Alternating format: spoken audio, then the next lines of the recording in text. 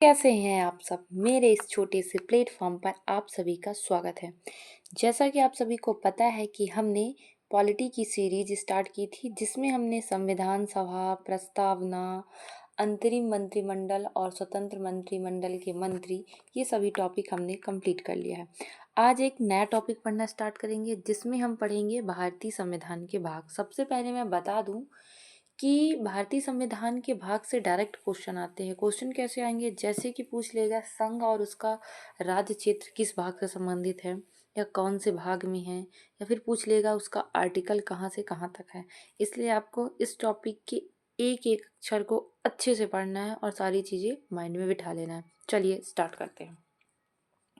सबसे पहले संविधान के भाग एक में, ठीक है, भाग एक में जो है तो संघ और उसका राज्य क्षेत्र है। क्या है? संघ और उसका राज्य क्षेत्र। संघ और उसके राज्य क्षेत्र का मतलब है कि जो हमारे देश में केंद्र है, राज्य है और जो केंद्र शासित प्रदेश है, वो सभी को मिलाकर जो क्षेत्र है उसको हम बोल देंगे संघ और उसका राज्य क्षेत्र। ठीक है, ये है आर्टिकल 1 से लेकर 4 तक है। ठीक है, तो भाग एक में क्या है? संघ और उसका राज्य क्षेत्र। हमारे देश में 28 राज्य और 8 जो है तो यूटी हैं प्रेजेंट टाइम में। इन सभी का क्षेत्र संघ और उसका राज्य क्षेत्र हो जाएगा और ये आर्टिकल 1 से 4 तक है। और भाग 2 में क्या है? नागरिकता। नागरिकता का मतलब हो जाएगा कि हमारे देश के नागरिक कौन होंगे, कौन नहीं होंगे, कैसे नागरिक बनेंगे, कैसे उनकी नागरिकता रद्द होगी, इन सभी चीज़ों के बारे में बताया गया है भाग 2 में। और इसका आर्टिकल है 5 से 11 तक। डायरेक्ट क्वेश्चन पूछ लेता है कि नागरिकता का आर्टिकल कहाँ से कहाँ तक है, तो आर्टिकल 5 से 11 तक।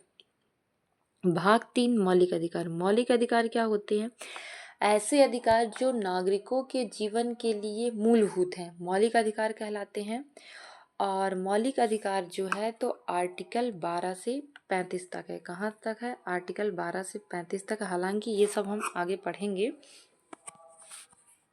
ठीक है। और ये भाग 3 में है। पूछ लेगा कि मौलिक अधिकार किस भाग में है, तो भाग 3 में है। कौन से आर्टिकल में है, तो 12 से 35 तक है। और भाग 4 में क्या है? राज्य के नीति निर्देशक तत्व। नीति निर्देशक तत्व का मतलब होता है कि जो भी गवर्नमेंट चलती है केंद्र में, राज्य में, उनके लिए एक निर्देश दिया गया है कि आप जब भी कोई कानून बनाएंगे तो इन निर्देशों को ध्यान में रखकर बनाएंगे। और इसका आर्टिकल जो है जो इसका आर्टिकल कहाँ से कहाँ तक है? 36 से 51 तक है। ठीक है। भाग 4 ए में, 4 ए में मौलिक कर्तव्य है। और मौलिक कर्तव्य का मतलब होता है कि जो नागरिक है वो मौलिक अधिकार में दावा करती है कि ये हमारा अधिकार है। जैसे कि स्वतंत्रता का अधिकार, हमें स्वतंत्र रहने का अधिकार है, दबाव में रहने का अधिकार नहीं। उसी तरह उनको ये बताने के लिए कि तुम्हारे अधिकार के साथ साथ कुछ कर्तव्य भी हैं जो आपको पालन करने हैं, उसे मौलिक कर्तव्य कहते हैं। और इसका आर्टिकल 51 का में है। ठीक है, तो पहले आप 5 याद करेंगे। क्या क्या? भाग 1 संघ और उसका राज्य क्षेत्र, आर्टिकल 1 से 4 तक। भाग 2 नागरिकता, 5 से 11। भाग 3 मौलिक अधिकार, 12 से 36। भाग 4 नीति निर्देशक तत्व, 36 से 51। भाग 4 का मौलिक कर्तव्य 51 का में है। ठीक है, उसके आगे चलते हैं। भाग 5, ये जो है इसके अंदर जो चैप्टर्स दिए गए हैं इसको आपको पढ़ने की ज़रूरत नहीं है, सिर्फ आप मेन हेडिंग को पढ़ लीजिए। तो जैसे भाग 5 में क्या है? संघ सरकार है। संघ सरकार का मतलब होता है केंद्र की सरकार। ठीक है ना, जैसे कि आपको पता है कि हमारे यहाँ त्रिस्तरीय सरकार है। पहले तो केंद्र होगा, केंद्र में सरकार होगी, फिर उसके नीचे राज्य में होगी, फिर उसके नीचे स्थानीय शासन होगा। स्थानीय शासन आपको पता है स्थानीय शासन का मतलब जैसे जो आपके स्तर पे होती है ना, सरपंच वगैरह, पंचायती राज। शहरों में नगर पालिका होती है। आप लोग को सुबह पता होगा कि एक गाना बजता है, गाड़ी वाला आया घर से कचरा निकाल। तो ये सभी स्थानीय सरकार के अंतर्गत आती हैं। ठीक है, तो भाग 5 है संघ सरकार। आर्टिकल है 52 से लेके 151 तक। 52 से लेके 151 तक, इसको बस आपको याद करना है। भाग 6 में है राज्य सरकार। ठीक है, जो राज्यों में सरकार होती है, जैसे कि हमारे देश में 28 राज्य हैं, तो मध्य प्रदेश की अलग राज्य सरकार है और छत्तीसगढ़ की अलग राज्य सरकार है। तो इसमें राज्य सरकारों के बारे में बताया गया है। इसका आर्टिकल है 152 से 237 तक है। कहाँ से कहाँ तक है? 152 से 237 तक। अब 152 से 237 तक है। अब है आपका भाग 7। भाग 7 में क्या है कि राज्यों से संबंधित पहली अनुसूची का खंड खा निरस्त। भाग 7 को निरस्त किया गया है। ये आर्टिकल 238 में। ये इम्पोर्टेंट नहीं है, बस आप याद रख लेना कि भाग 7 निरस्त कर दिया गया है। भाग 8, तो भाग 8 में संघ राज्य क्षेत्र के बारे में बताया गया है। संघ राज्य क्षेत्र का मतलब होता है यूटी, यूनियन टेरिटरी, यानी केंद्र शासित प्रदेश, जिसमें डायरेक्ट केंद्र का शासन होता है। वहाँ पे प्रशासक नियुक्त किए जाते हैं। ठीक है, ये है आर्टिकल 239 से 242 तक। 239 से 242 तक, इसको आप अच्छे से याद रखना। तो केंद्र शासित प्रदेश किस में है या संघ राज्य क्षेत्र? भाग 8 में है। किस अनुच्छेद से लेकर किस अनुच्छेद तक? तो 239 से लेकर 242 तक। उसके बाद भाग 9 आ जाते हैं। भाग 9 ये इम्पोर्टेंट है। भाग 9 में क्या है? पंचायत है।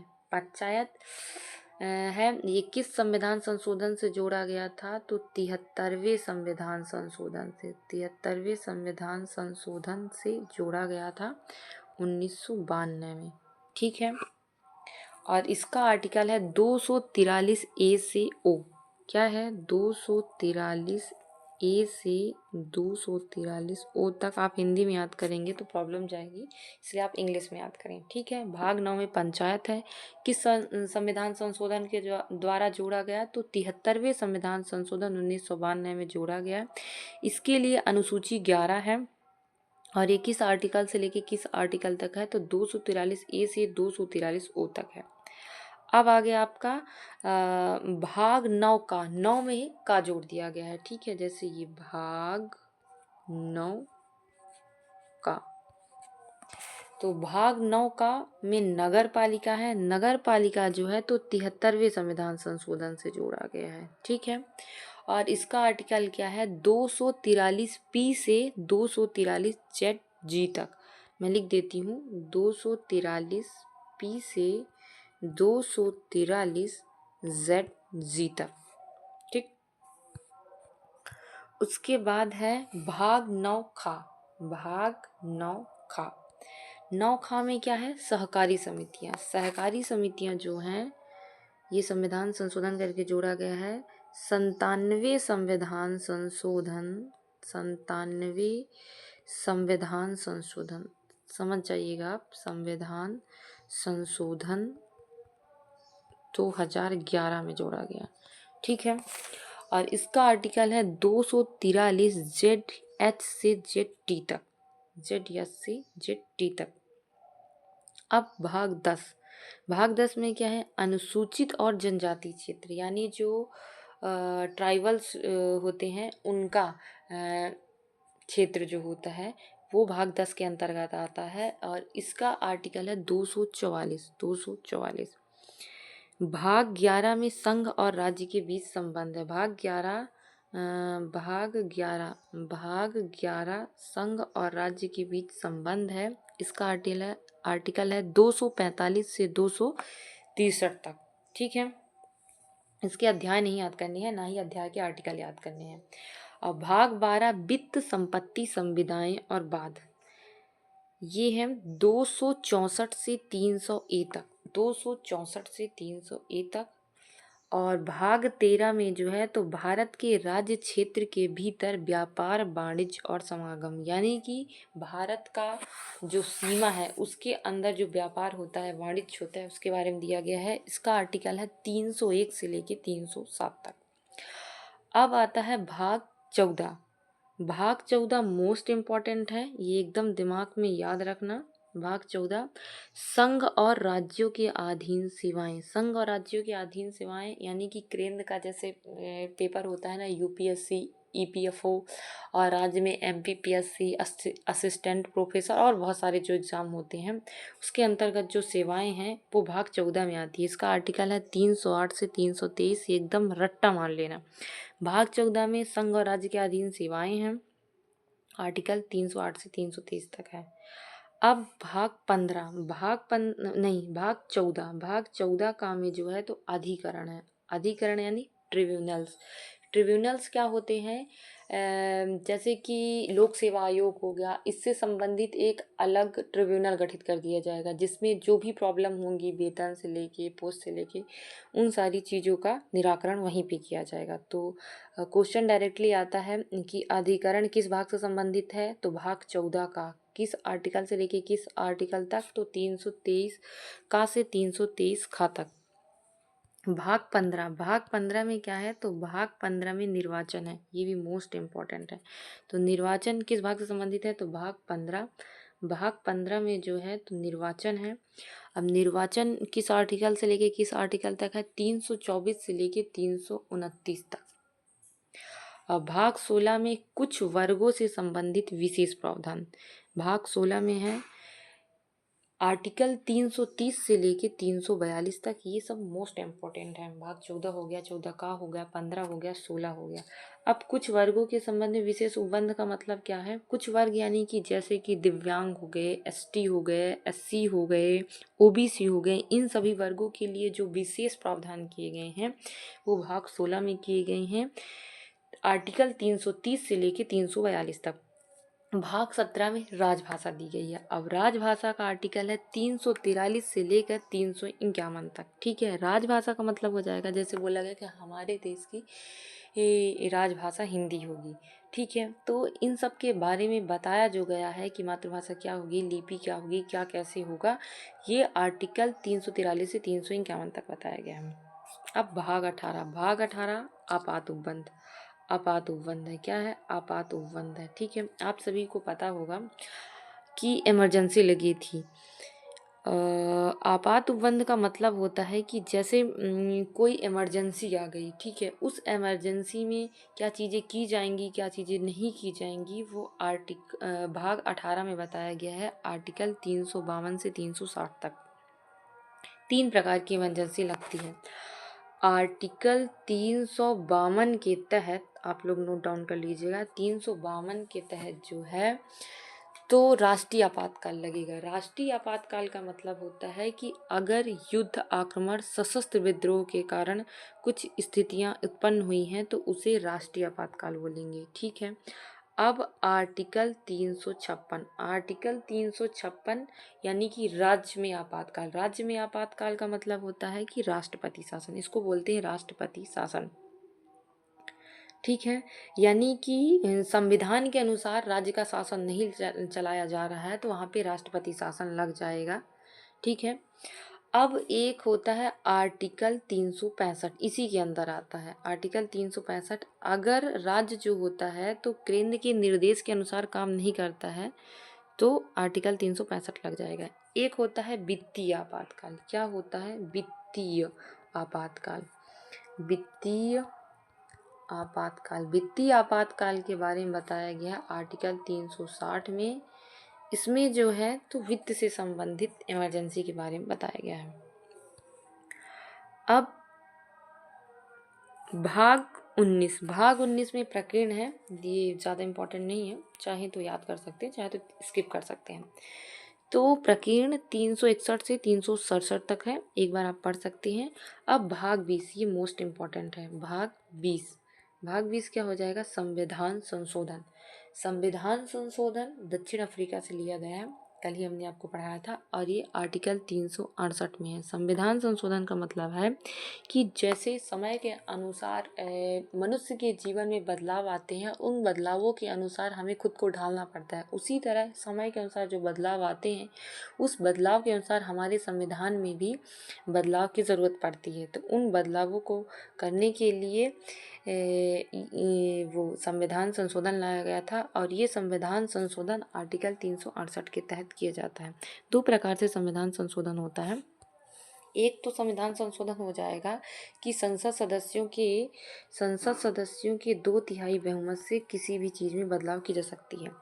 ठीक है, ये नॉर्मल संशोधन हो गया। एक विशेष संशोधन हो जाता है कि संसद के 2/3 बहुमत के साथ ही साथ आधे राज्यों की सहमति भी जरूरी होती है। आधे राज्यों की सहमति भी जरूरी होती है।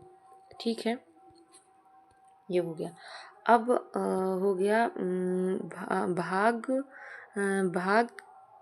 21। भाग 21 में क्या है, अस्थायी संक्रमणकालीन और विशेष उपबंध, ज़्यादा इम्पोर्टेंट नहीं है, 369 से 392 तक है। और भाग 22 में क्या है, संक्षिप्त नाम प्रारंभ हिंदी में प्राधिकृत पाठ और निरसन, आर्टिकल 393 से 395 तक है। 393 से 395 तक है। तो ये वीडियो आपका कंप्लीट होता है। ठीक है, इसको आप एक बार अच्छे से पूरा पढ़ लेंगे, हर चीज़ को ध्यानपूर्वक से। चलिए एक बार हम रिवीजन करा देते हैं। ठीक है, तो भाग 1 में क्या है, संघ और उसका राज्य क्षेत्र।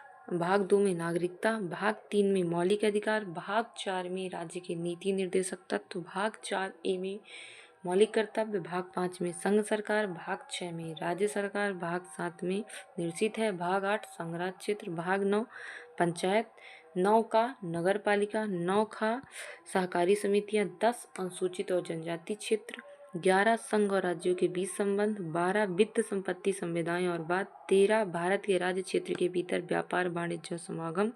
14 संघ और राज्यों के अधीन सेवाएं, इम्पोर्टेंट है। 15 निर्वाचन है। 14 का अधिकरण है, इम्पोर्टेंट है। 16 कुछ वर्गों से संबंधित विशेष प्रावधान, इम्पोर्टेंट है। 17 राजभाषा, इम्पोर्टेंट है। 18 आपात उपबंध। 19 में प्रकीर्ण है। 20 इम्पोर्टेंट है, संविधान संशोधन। 21 है अस्थायी संक्रमणकालीन और विशेष उपबंध। 22 है संक्षिप्त नाम प्रारंभ हिंदी में प्राधिकृत पाठ और निरसन। गाइज, अगर आप सभी को वीडियो पसंद आ रहा तो प्लीज़ लाइक शेयर और सब्सक्राइब करिएगा, और आपको वीडियो की नोटिफिकेशन टाइम से मिल जाए इसलिए आप सब्सक्राइब कर लीजिएगा। बाकी आपको जो भी प्रॉब्लम या कुछ आपका सजेशन हो तो प्लीज़ कमेंट बॉक्स में ज़रूर बताएं, और सब्सक्राइब, लाइक, शेयर करना ना भूलें। Thank you so much.